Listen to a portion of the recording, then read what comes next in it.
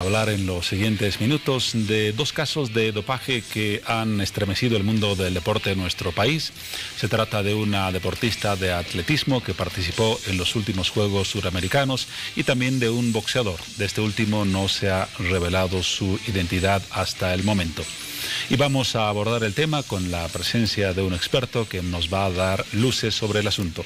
Se trata del doctor Waldo Delgado Ocampo. Él es médico del poderoso club The Strongers, del Tigre, profesor de medicina deportiva de la Universidad del Fútbol y realizó estudios de medicina del deporte en La Plata, Argentina, y ha trabajado también en la Asociación de Fútbol Argentino, conocida como AFA. Doctor, buenas noches, bienvenido a Hora 23. Buenas noches, Juan Pablo, gracias por la invitación. ¿Cuán importante es el tema del doping hoy en la discusión y el debate de las competencias deportivas a nivel global? Importante porque es parte del deporte, es parte de la competición y es parte directamente de una ejecución, de un estímulo deportivo en el campo deportivo en el cual se pueda manejar el deporte en general. En este caso podemos decir atletismo, boxeo, fútbol, etcétera. ¿Cómo definimos al doping? Permítame hacer un ensayo de una definición, luego usted dará la científicamente correcta. ¿Es la utilización de sustancias prohibidas para lograr una ventaja deportiva? ¿Me acerco a la definición? Es así, sacar ventaja directamente de nuestro rival, indistintamente con métodos prohibidos o directamente con fármacos.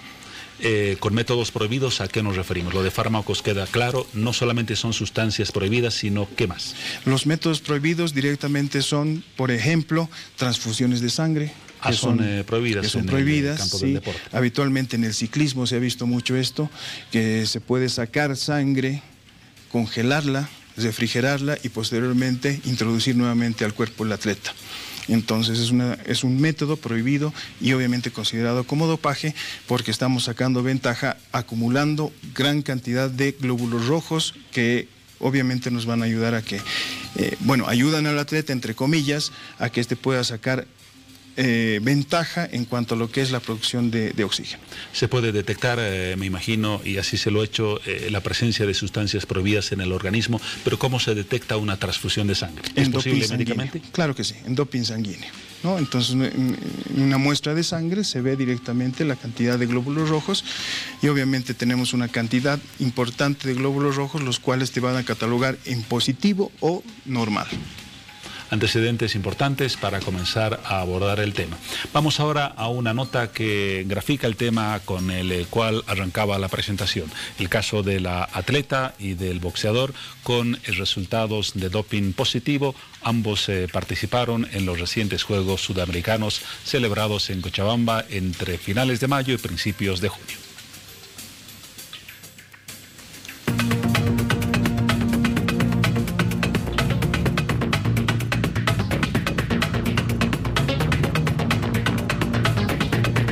En los últimos días, dos medallistas bolivianos que participaron de los 11º Juegos Suramericanos de Cochabamba 2018 dieron positivo tras los controles antidoping realizados en el evento. Recordemos que la información fue confirmada por el presidente del Comité Olímpico Boliviano, Marcos Arce, y la Federación Atlética de Bolivia a través de un comunicado. Coordinamos una entrevista con una de las vocales del Comité Olímpico aquí en la ciudad de La Paz.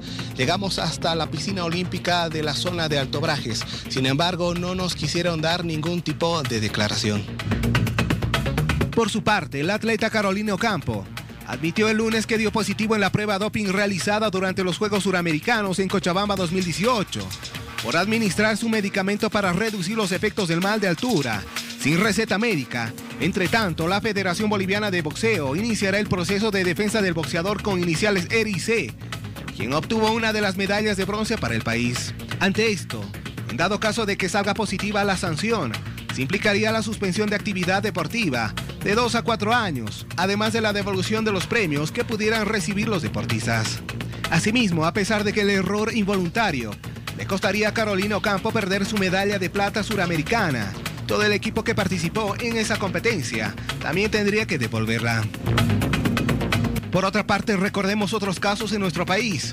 Uno de ellos fue en el 2004, cuando el presidente de la Liga de Fútbol Boliviano de ese entonces, Mauricio Méndez, afirmó que el fútbol boliviano estaba enfermo con más casos de doping y que si no se hacía nada para controlar esta situación, el futuro sería más caótico Esto haciendo alusión de 2 jugadores de la selección nacional, quienes se los involucró con temas de dopaje. Asimismo, en el 2016 se confirmó el segundo jugador en Bolivia, que desde octubre de ese año estuvo castigado por dar positivo y que no hizo público. Se trató del marcador central Lorgio Suárez, quien cumplió su sanción de 6 meses y estuvo sin jugar el primer semestre de esa gestión. En esa ocasión, el Club San José estaba presidido por Edwin Ceballos, quien informó que el defensor dejaba el equipo por bajo rendimiento. En ese mismo año también se descubrió que el ex arquero de Universitario, Paulo Castro, había dado positivo y que cumplió una sanción de 2 años impuesta por la Conmebol, información que no se dio a conocer en Bolivia por la Liga ni por la Federación Boliviana de Fútbol. Castro confirmó que la muestra de orina se la tomaron tras el partido entre el equipo chuquisaqueño y de Montevideo por la Copa Libertadores 2017. Algunos de los antecedentes del tema, y no solamente los 2 recientes casos que mencioné antes de presentar la nota, sino una lista que preocupantemente es cada vez más larga en nuestro país. Ahora, doctor, hablemos primero del caso específico de la atleta boliviana, luego de los problemas generales que se esconden tras este tipo de situaciones. La atleta dice: me dolía la cabeza, fui a una farmacia, compré Soroxi Pills y no sabía que estaba tomando y que podía ser una sustancia que me lleve a un resultado positivo en el dopaje. ¿De quién es la responsabilidad? ¿De la deportista? ¿Del médico que la asesora? ¿De los dirigentes? ¿De todos o de quién? Yo creo que hay una gran responsabilidad en todos los personajes que tú mencionas, porque hay desconocimiento. De la deportista, porque hay desconocimiento de que hay un control de dopaje. Y obviamente, al tener el desconocimiento de todo aquello, indistintamente puede ir a acudir a una farmacia y obviamente comprar a libre albedrío cualquier tipo de sustancia. El médico, porque capaz que no está, o hay un solo médico para mucha gente. Eso también es importante porque, mira, estamos hablando de muchos atletas y obviamente tengo conocimiento que había solamente 2 médicos en nuestra selección. Para toda la delegación. Para toda la delegación. De todas las disciplinas. Exacto. Escasísimo número. Entonces es complicado también aquello, ¿no? Y bueno, los dirigentes, porque los dirigentes tendrían que, más que todo, anunciar a nuestros atletas, al equipo Bolivia, que va a haber controles sorpresivos de dopaje, ¿no? Entonces, indistintamente, los 3 personajes tendrían que estar inmersos en todo este problema. Realmente hacemos mal las cosas, no hubo una concentración de tiempo adecuado de la delegación boliviana en la Villa Olímpica, donde me imagino se debía haber dado este tipo de información. Es así, ahora la Agencia Mundial Antidopaje va a ser muy dura en todo lo que pueda hacer las sanciones a todos los atletas.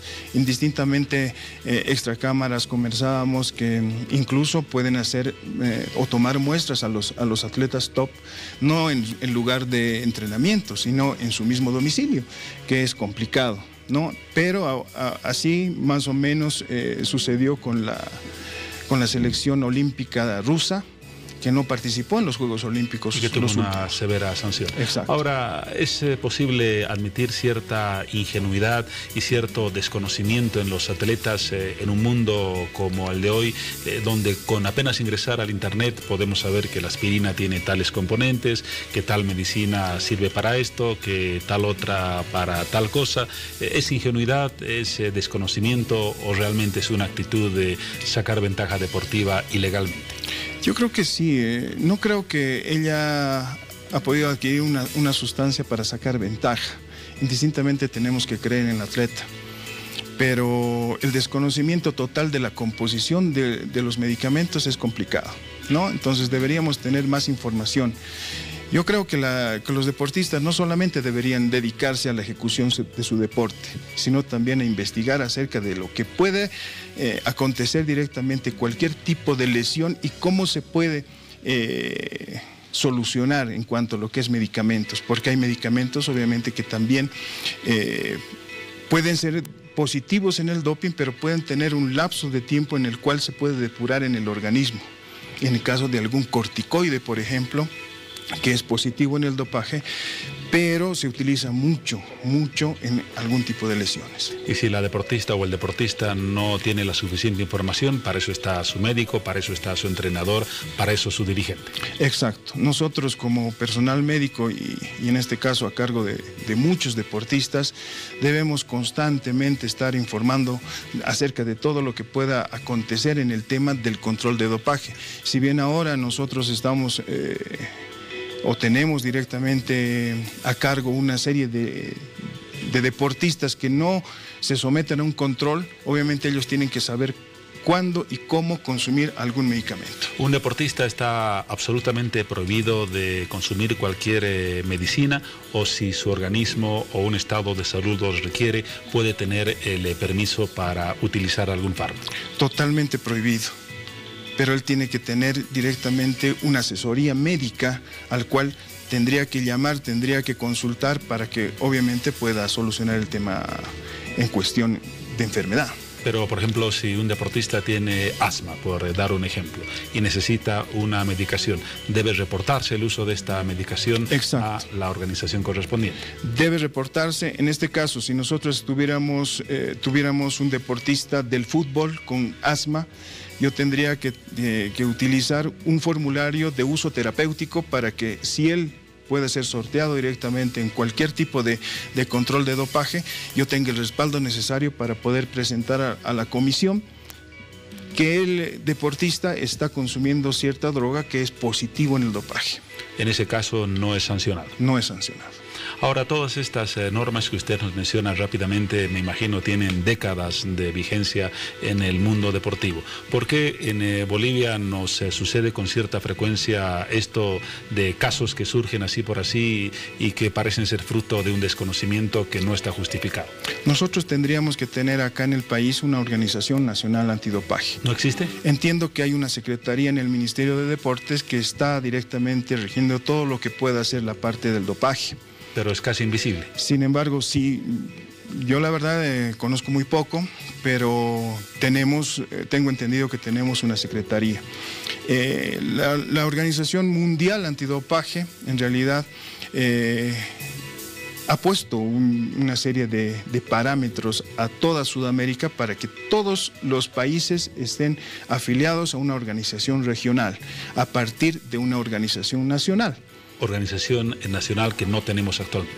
No tenemos establecida directamente, ¿no? Entonces tenemos como una repartición del Ministerio de Deportes que obviamente ha nacido de a poco porque es una organización que te digo que tiene inclusive la parte jurídica, que es importante porque tiene parámetros para que nosotros podamos nacer como una organización nacional. Si no tenemos una organización sólida y consolidada, ¿quién guía entonces las normas a cumplir, las referencias a seguir, los procedimientos a aplicar? Tendría que seguir directamente esta organización a partir del Ministerio de Deportes y obviamente el Comité Olímpico, ¿no? Entonces, yo entiendo que esta secretaría o esta repartición del ministerio es parte directamente de una organización regional nacional. Entonces, deberíamos estar en permanente reciclaje directamente de todos los medicamentos prohibidos, porque cada año aumentan o disminuyen. En algún momento la cafeína era prohibido, ahora no lo es. Entonces, hay algún tipo de energizante, por ejemplo, que toman nuestros deportistas y no ven la posología, no ven directamente la composición del energizante. En algún momento había alguno que otro que tenía cafeína y por ese motivo también muchos han podido caer en el tema del dopaje. Entonces, un médico, un dirigente deportivo que no esté actualizado de estas normas y de las nuevas prohibiciones o de medicamentos aceptados puede tranquilamente sugerir algo equivocado al deportista que está a su cargo. Totalmente. Debemos estar siempre en constante actualización de todo este tema. Y más aún si estamos representando al país, y más aún, vuelvo a recalcar, si tenemos un control de dopaje, en este caso puede ser de orina o puede ser sanguíneo, ¿no? Hemos hecho grandes escenarios deportivos para los Juegos Sudamericanos, pero nos hemos olvidado de muchas cosas. Una de ellas parece ser esta definición de políticas y de organización para el control del doping. Yo siempre he dicho, la parte médica en el deporte es la quinta rueda del coche. Pero en este caso, cuando hay algún problema de lesión complicada o de dopaje, recién salen los médicos como a poder reciclar y a poder justificar algún tipo de cosas. Entonces, estamos en el ojo de la tormenta cuando hay un doping positivo. Me tocó estar en un par de ocasiones directamente. ¿Cuál es el que más recuerda? Yo participaba directamente en el cuerpo técnico de Iberoamericana, que ha sido mi primer doping positivo. Cuando estaba ya en la Liga Iberoamericana. En la Liga Iberoamericana. ¿Un jugador consumió algún medicamento prohibido? Exacto, ¿Usted era sí, médico del plantel? Yo era médico del plantel. ¿No le informó del caso? No me informó para nada y mira, teníamos un positivo. Entonces estábamos en el ojo de la tormenta en ese instante. Y obviamente hemos tenido, como todos en la carrera, positividad. Hemos tenido cosas importantes que hemos podido realizar, hemos hecho cursos y hemos dado a conocer, obviamente, a partir de toda la experiencia, los medicamentos prohibidos, ¿no? Entonces, ha habido en un tiempo bastante complicado, se podría decir, desde el 2006 hasta el 2008 prácticamente, muchos casos de dopaje en la liga. Alrededor de unos 27 casos, obviamente. Incluso en la selección mayor de fútbol. Exacto, por sustancias controladas y uno que dio por anabólico, ¿no? Entonces, mira, ha habido muchos casos. Y desde esa época hasta el día de hoy se podría decir que no hemos tenido más que 2 casos. Ha habido uno del clenbuterol, de Rodrigo Ramallo, no sé si te acordás. Y bueno, más que todo se ha justificado directamente esta sustancia y ha salido ileso, se podría decir, Rodrigo, de todo este tipo de problemas. Por lo conversado hasta hoy, podemos afirmar que en nuestro fútbol en general, en el deporte, existe una falta de organización y de cultura para manejar las políticas del control antidoping. Ahora ya está mejor.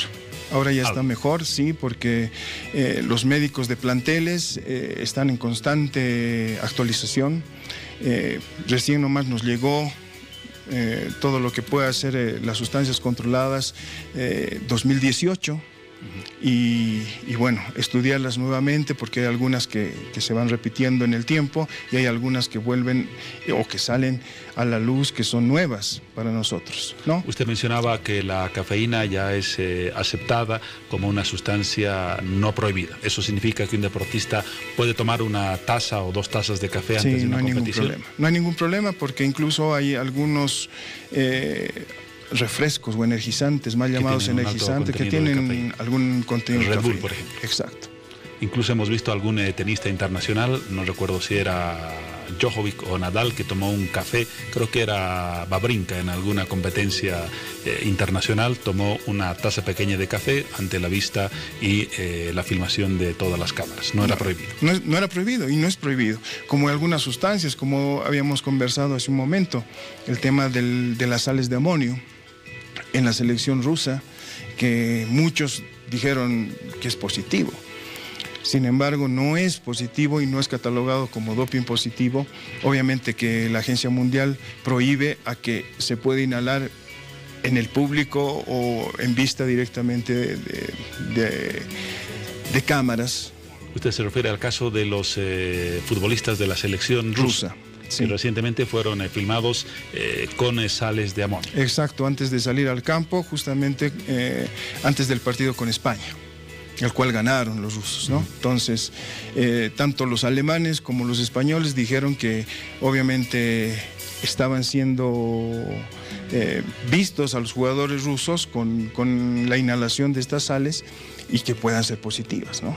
El mate de coca sigue siendo prohibido. Le lanzo la pregunta, la respuesta en algunos instantes. Antes, Paola Sánchez y las noticias destacadas de la hora.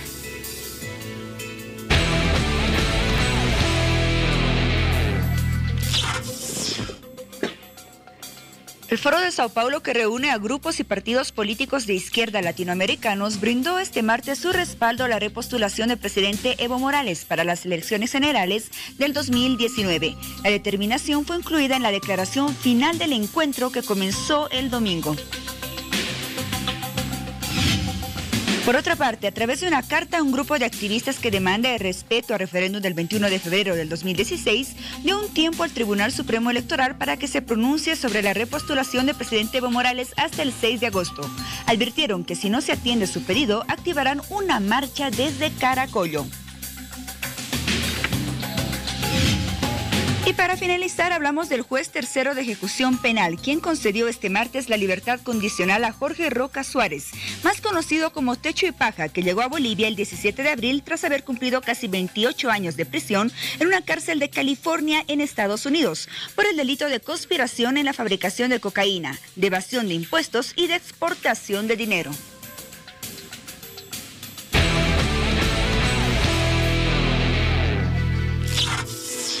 La pregunta que le anticipaba, doctor Delgado, ¿el mate de coca sigue siendo prohibido para los deportistas? Sí, sigue siendo prohibido. ¿Por qué? Lo recordamos, no está nunca de más. Porque recordamos, en nuestra selección tuvimos por el té de coca un positivo con Seti y con caso Miguel Rimba. Sí, entonces tienen nanogramos obviamente prohibidos de algunas sustancias que obviamente son controladas por la Agencia Mundial. ¿Cocaína o exactamente qué? En realidad son nanogramos no de cocaína, sino de otras sustancias que son implicadas como positivo en el doping. ¿Y que provocan qué ventaja deportiva? Más que todo son estimulantes. Estimulantes. Sí. Recordemos ahora, doctor, porque creo que de las elecciones del pasado y del presente se aprende mucho, algunos nombres de deportistas famosos que usted recuerde, que fueron merecedores de títulos, de premios y de reconocimientos y que después vieron su carrera cambiada al haberse descubierto que utilizaron sustancias prohibidas. Creo que el caso Armstrong ha sido el más importante, el ciclista, ¿no? Porque ha sido despojado de muchos galardones y obviamente los tours de ciclismo que ha participado, bueno, cayeron, ¿no? Cayeron en su momento. Ben Johnson también en su época, por el tema anabólicos, que la verdad yo lo vi correr y en la carrera de 100 metros era imparable. Maradona, que ya tiene un caso con connotaciones diferentes. Exacto, Maradona, creo que han sido los tres más importantes o más relevantes en todo lo que es el contexto deportivo. Y ahora nuestra atleta y sus tres compañeras, hablo del equipo boliviano de 4%, además de la dolorosa sanción, ¿cuánto estima usted que pueda ser en cuanto a castigo la sanción que se imponga a estas atletas? Bueno, en realidad se menciona como mínimo 4 años, ¿no? Entonces está entre 2 a 6 que se pueda dar como máximo. 2 a 6 años. Sí. Además de la dolorosa devolución de los $20.000 que ganaron por obtener una medalla de plata. Exacto. Con estos antecedentes, ¿cuáles serían sus recomendaciones, doctor? Póngase en el caso de que primero se está dirigiendo a los deportistas. ¿Qué les diría? Bueno, creo que nuestros deportistas deberían ser un poquito más juiciosos en el tema de revisar todo lo que pueda ser, más que todos los medicamentos prohibidos, ¿no? Los que estamos en el deporte sabemos que hay algunos medicamentos como los antigripales, los antitusígenos o medicamentos jarabes para la tos que están sin receta, o sea, los podemos adquirir en la farmacia. Entonces, es un potencial importante de dopaje y obviamente está a nuestra mano. Y más allá a los deportistas. Entonces nosotros como personal médico deportivo deberíamos dar a conocer todos esos tipos de medicamentos justamente que son adquiridos a libre albedrío, se podría decir. Ya ha dado la recomendación a los deportistas, se ha adelantado en algo a la siguiente recomendación a sus colegas, los doctores. ¿Qué deben hacer? Bueno, en realidad los que estamos a cargo de una serie de deportistas no debemos coartar directamente el trabajo que ellos tienen. Deberíamos ser un poquito más estudiosos en todo aquello y llegar a nuestro deportista. Esa es la idea del médico de campo, el médico de equipo, el médico de atletas, saber exactamente qué es lo que él necesita, si necesita proteínas, si necesita carbohidratos, si necesita medicamentos post lesión, qué medicamentos le debemos aplicar, en cuánto tiempo tenemos competencia, en cuánto tiempo, si esta competencia directamente es controlada por dopaje o no es controlada.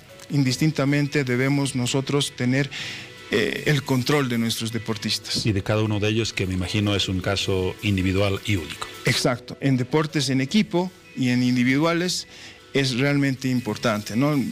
A mi cargo estaban en su momento casi 45, 50 deportistas.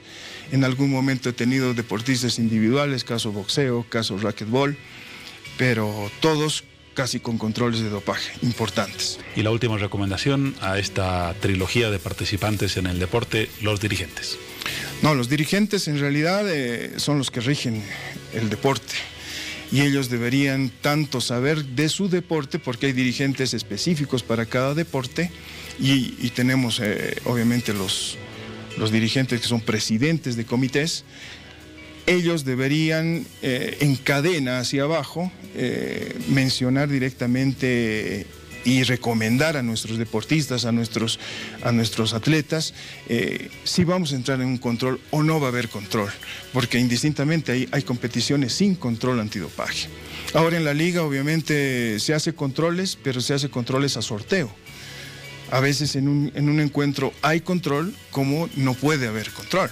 Entonces, pero pese a eso tendríamos que estar alertas directamente a todo lo que pueda ocurrir en caso de que pueda haber un control. Y por último, nos olvidábamos o me olvidaba de mencionar la responsabilidad del Estado. Hablamos de una falta de organización y de políticas, son directamente parte de su competencia. Creo que es importante ya crear una organización nacional antidopaje que rija directamente todo lo que pueda hacer los controles, y tener más que todo los deportistas un aliado para poder, en este caso, tener una defensa.